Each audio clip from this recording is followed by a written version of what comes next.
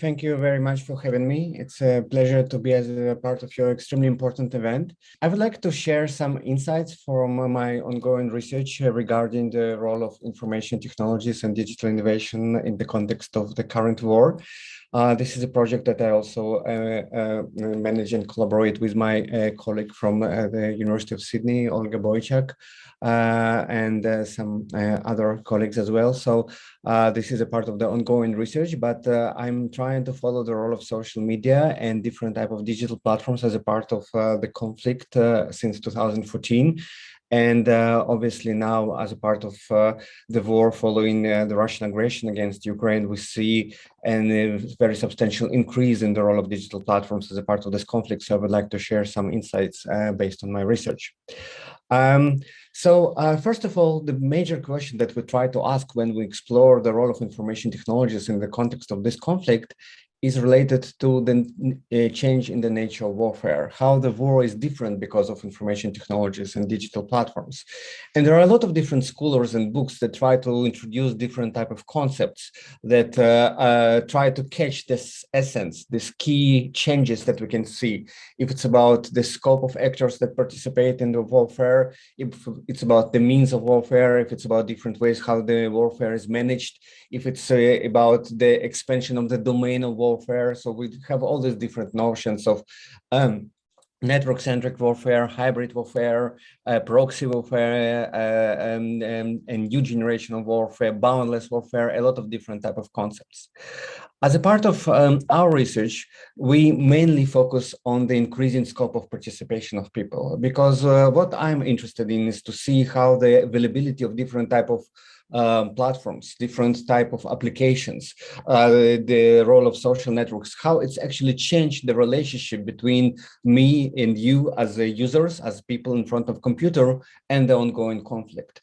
And that's why we try to introduce the notion of participatory warfare, which is about actually the increase in the scope of participation of people. That's that we're not only following the conflict if we are remote from the conflict on the media in a passive way, but we also actively participate because these new type of digital tools offer us new forms of participation. And we could see a very substantial increase in the forms of participation in conflict in the case of Ukraine since 2014, following the annexation of Crimea and the beginning of the Russian aggression against Ukraine. So we could see a lot of different type of crowdfunding initiatives, as a very famous The People Project. We could see the beginning of increasing scope of participation of people in cyber operations and information warfare. We could see participation of users in open source investigations and different type of logistical help and facilitation of volunteers through Facebook and different type of tools that help actually the military and the volunteer battalions. And finally, also a very big movement related to using drones, and the people who had an experience of using drones as a part of their everyday life as amateurs started to apply their skills and self-organize in order also to support surveillance and different aspects related to warfare as well. So this is just several examples that we could see over the last 8 years since the annexation of Crimea.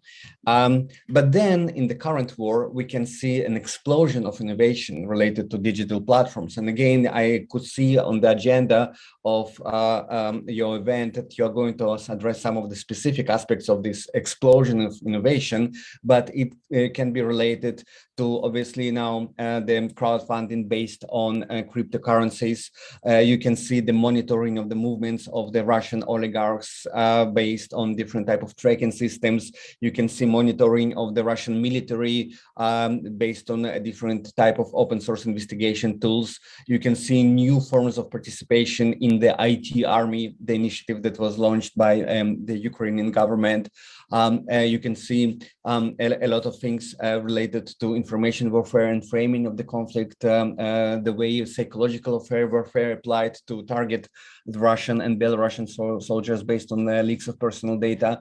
There is a very long list of different forms of crowdsourcing, the mobilization of resources of digital crowd in order to address different type of conflict-related goals. So there is a need to make sense out of all these different type of innovation. And in order to make sense of all these things, first, what I'm trying to do is to develop some kind of typology of crowdsourcing in the context of current conflict. And you can see again the very long list of applications of digital platforms. If it's about humanitarian aid to refugees, if it's about mapping the conflict, gathering of intelligence, and even verification of targets for different type of attacks, tracking of different type of vehicles, planes, and different type of things that can be tracked, different forms of participation related to hacktivism in cyber attacks, crowdfunding, civilian resistance, a very long list of things. But as a scholar, as a researcher, my goal is to try to make sense of it and to develop some kind of conceptual frameworks to give us tools to think analytically about it and understand the dynamics of what happens. So for that purpose, I rely on two concepts that you can find in the title of my talk. The first concept was a concept that was introduced by a scholar from Harvard University, Jonathan Zittrain, one of the founders of the Berkman Center for Internet and Society, and that's a concept of generativity. And generativity, as you can hopefully see on the slide, is defined as a system's capacity to produce unanticipated change through unfiltered contributions from a broad and varied audience. So the idea is that sometimes tools that are created, the creators don't really know how these tools can be potentially used. So we can see a lot of innovation beyond the vision of the developers of the tools. So when you see this type of an explosion of innovation, that means that the tools that already exist, so the chatbots, the Facebook groups, the different type of platforms that already existed, if it can be some kind of online tools for collaboration, it can be even Zoom.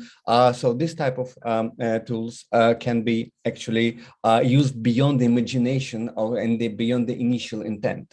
So the concept highlights that when we have this kind of generativity explosion, this is something that gives more power to people, because people are able to use the tools in order to address the new challenges and new crises beyond the initial purpose of these tools. And in that context, the purpose of my analysis is to focus on the generativity of innovation and to see the emergence of new forms of participation and conflict beyond what initially we could expect from this type of digital platforms, tools, and social media.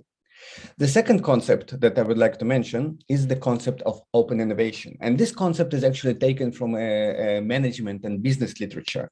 And this concept explores the relationship between different type of startups, companies, traditional commercial organizations, and their environment.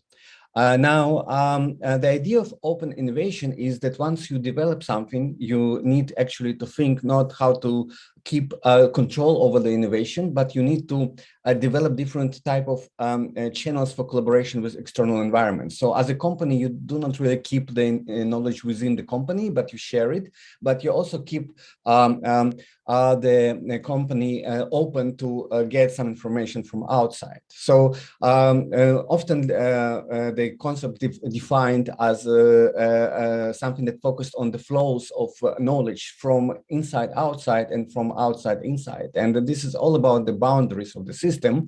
And this is something that can be also actually explained, that this kind of flows of inside and outside. So the idea is that innovation comes from outside of the system to inside, and from inside to outside. Now, when we think about the security system, when we think about the military system, the idea is that we see a lot of conflict and war-related innovation takes place outside of the traditional system, outside of the traditional security system, outside of the military. And the key aspect that we need to explore is to what extent the traditional institutional actors actors related to security, the army, the Ministry of Defense, different type of security apparatus, to what extent they're able to follow and they're ready to follow these flows of innovation that come from outside, from the crowd, and to what extent they're able to collaborate with the crowd. And this type of collaboration, this type of flows of innovation in the context of external threat are extremely important to development of resilience and increasing the capacity to address the threat from outside.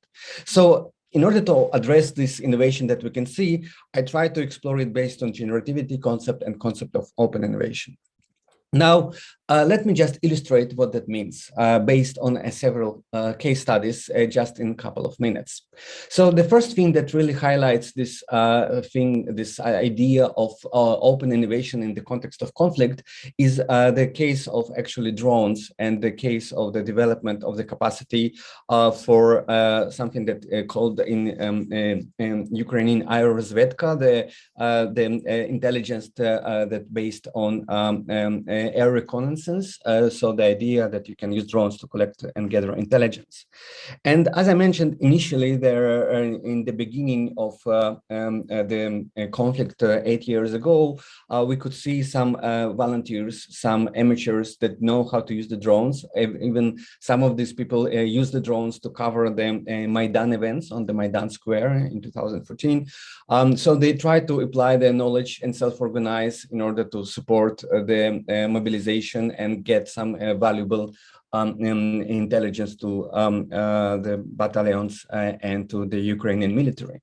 So that was a very kind of sporadic, spontaneous bottom-up mobilization through different type of Facebook groups, which can be addressed as mobilization of crowd, as crowdsourcing, as mobilization of the knowledge of people to use the drones.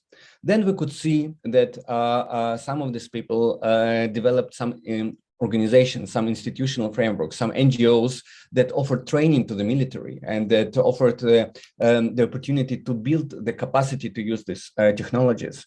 And then that's something that can be defined as outsourcing, because here we already could see some organizations outside of the military offering support to the military and the traditional security organizations. And then we also could see that Ukrainian military actually invited some of these people to build the units related to these technologies within the military. And this is something that can be addressed as insourcing, because you take something from outside and you put it inside. So this is just a story of the transformation of crowdsourcing to outsourcing and outsourcing to insourcing of innovation related to the conflict and the management of the war. But this is also something that highlights the openness of Ukrainian system, security system, and the very advanced form of horizontal collaboration between the traditional actors and the crowd. So we can see really that the way the innovation is incorporated in the context of addressing the Russian threat based on this idea of open innovation, because there are flows of innovation that come from crowd to the military, but also the military is open to share and invite people and to support these flows of innovation from its side as well. So that's what is important. It's not just the innovation, but it's how the innovation is integrated in the context of the ecosystem that includes different type of actors, including traditional actors and the members of digital crowd.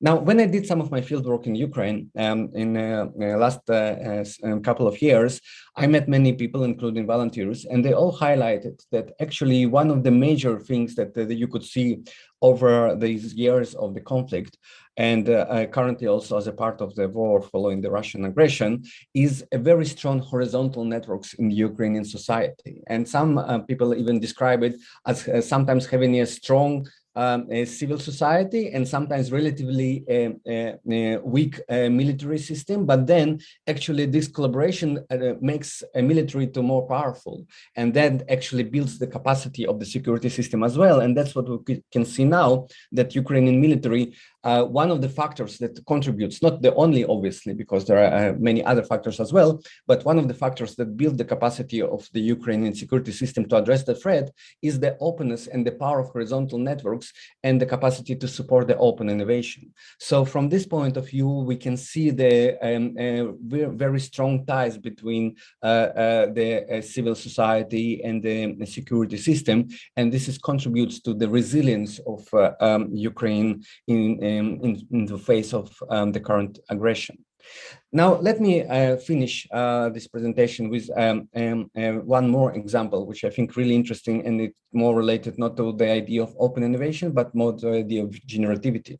As I mentioned, generativity is all about continuous expansion of forms of participation. And what I find really interesting, that one of the trends related to generativity of innovation in relation to the conflict is the increasing presence of innovation that supports offensive forms of participation without any prior knowledge. So I found really interesting the case of this platform, an online game that called Play for Ukraine, that allows even to teenagers to participate in different type of hacktivist activities and DDoS attacks against Russian targets based on participation on online game.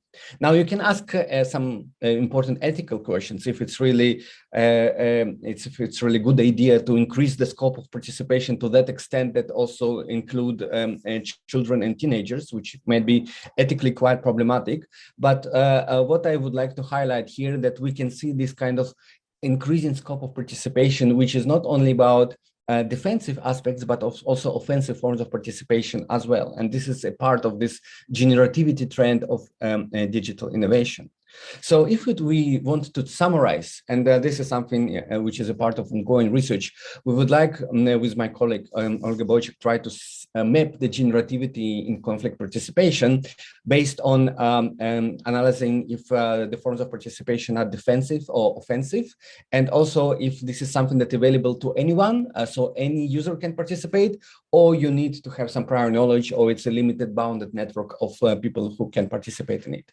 And generally, you can see a shift to more open and more offensive forms of participation, which is a very interesting shift that we haven't seen in the last several years. So this is something that we can see in the last couple of months, and this is something that probably address the need to address the Russian aggression and following the invasion of Ukraine by Russian forces. So just to summarize, what we can see here is actually the emergence of something that we try to call not only a participatory war, which highlights the increase of scope of participation, but also open war, which relies on this notion of open innovation, because this war is managed by Ukrainian side based on this ecosystem of open innovation, of the flows of innovation that come from the crowds to the military system, when the military system is also open to this innovation as well. So we also can see that this open system of warfare, open ecosystem, is full of generativity, that it's continuously introduced new forms of innovation to address the threat. So this is a very dynamic type of system, which includes both crowd, digital crowd, and the traditional actors as well. On the other side, we see the Russian military, which is very closed system. So the Russian military is managed in a very vertical way. It's not really open to the society. There is no any transparency there. There is no any kind of this type of participation. There is no obviously mobilization of society in these participatory forms of activity related to conflict. So actually what we can see is that both sides manage warfare in extremely different ways. We have open war based on open ecosystem of collaboration full of generativity and innovation from Ukrainian side. And we have a very close traditional military system from the Russian side, which relies on vertical management with no support for horizontal ties between civil society and the military. So I think that a very important factor that helps us to understand the resilience of Ukraine and the capacity of Ukrainian society and the military system to address the threat from Russia is because we can see this management of open war, because we see this ecosystem that relies on open innovation and generativity, when the Russian side offers a very traditional closed mode of warfare, which doesn't allow any innovation and doesn't enable any type of generativity. So just to conclude, there are a list of some articles that I wrote recently about the conflict and the war and the role of digital platforms in that context, and also my Twitter and my email if you would have any additional questions or ideas. I'm always happy to get some feedback and critical feedback as well.